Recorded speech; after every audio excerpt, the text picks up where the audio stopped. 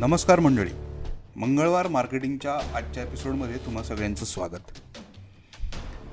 आज एक इंटरेस्टिंग फिनॉमेनॉन मी वाचला आणि मला असं वाटलं की तो स्टार्टअप्सशी खूप रिलेट करतो किंवा तो कसा रिलेट करतो ते आपण पाहूया. त्याचं नाव आहे रेड कार फिनॉमेनॉन. म्हणजे आता बघा की तुम्हाला जर का मी विचारलं की आज तुम्ही किती लाल गाड्या बघितल्यात रस्त्यावरनं जाताना, घरी जाताना, ऑफिसला जाताना, तर तुम्ही म्हणाल की नाही बाबा लक्षात, किंवा एखादा ढोबळ आकडा तुम्ही सांगू शकाल. पण मी जर का म्हटलं तुम्हाला की उद्यापासनं तुम्हाला ऑफिसला जाताना किंवा तुम्ही ट्रॅव्हल करत असताना किती लाल गाड्या दिसत आहेत ते बघायचे आणि ते नोट डाऊन करायचे, असं सांगितल्यानंतर तुमचं लक्ष उद्यापासनं कायम रस्त्यावरती लाल गाड्या शोधण्यामध्ये असणार आहे. त्यामुळे तुम्ही मग एक्झॅक्ट नंबर तुम्ही सांगू शकाल. तर आता हा फिनॉमेनॉन बेसिकली काय आहे की त्याला 2-3 नावं आहेत, पण रेड कार फिनॉमेनॉन हे जास्त प्रचलित आहे. पण त्याला बेडर माइनहॉफ फिनॉमेनॉन पण म्हणतात, फ्रिक्वेन्सी इल्युजन किंवा सिलेक्टिव्ह अटेन्शन बायस असं सुद्धा म्हणलेलं आहे. तर बेसिकली कसं आहे की आपल्याला जी गोष्ट हवी आहे किंवा बघायची आहे ती आपल्याला आजूबाजूला सतत जास्त प्रमाणामध्ये दिसते. आता ह्याचंच उदाहरण एक्सटेंड जर का करायचं असेल तर तुम्हाला हे रिलेट होईल की जेव्हा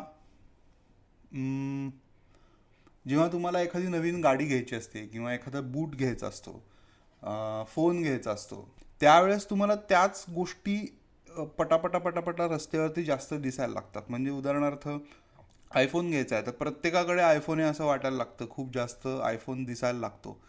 किंवा एखादा नायकीचा शूज असेल तर तो तुम्हाला सगळ्यांच्याच पायात आहे असं वाटायला लागतं. तर याचा फिनॉमेनन हे सांगायचं कारण असं आहे की स्टार्टअप्ससाठी किंवा कुठल्याही बिझनेसमध्ये किंवा अर्थात कुठल्याही, म्हणजे तुम्ही नोकरी जरी करत असाल तरी ऑपॉर्च्युनिटीज ज्या आहेत ह्या तुमच्या आजूबाजूला कायम असतात. आपल्याला त्या ॲक्टिव्हली फक्त बघाव्या लागतात. आता बऱ्याचदा फाउंडर्सना हे प्रश्न पडतात की अरे ह्या प्रकारच्या ऑपॉर्च्युनिटीज मला नाही आहेत, किंवा लोक थोडीशी डिमोटिवेट होतात काही गोष्टी घडत नसतील त्यावेळेस. पण ॲक्टिव्हली जर तुम्ही या गोष्टींकडे बघत असाल, ॲक्टिव्हली ऑपॉर्च्युनिटी सर्च करत असाल, तर तुम्हाला त्या सगळ्या ऑपॉर्च्युनिटीज दिसत जातील. त्याच्यावरनं तुम्हाला वेगवेगळे मार्ग सुचतील की ह्या ऑपॉर्च्युनिटीज आपण कशा ग्रॅब करायच्या आहेत.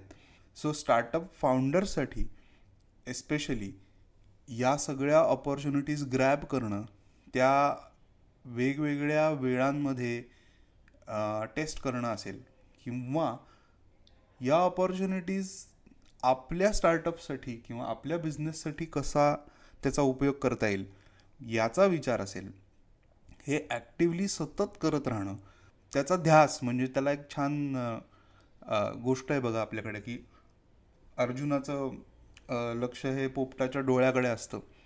त्या प्रकारचा फोकस तुमच्या आयडियावरती, तुमच्या बिझनेसवरती, सेल्सवरती, नंबर ऑफ ऑर्डर्स असतील, प्रोडक्ट इम्प्रूव्हमेंट असेल, एफिशियन्सी इम्प्रूव्हमेंट असेल, कुठल्याही गोष्टी असतील ज्याच्यात तुम्हाला एखादी पर्टिक्युलर स्टेप अचीव करायची असेल, तर तिथल्या ऑपॉर्च्युनिटीज तुम्ही जर ॲक्टिव्हली बघत असाल तर तुम्हाला त्या नक्की मिळतील.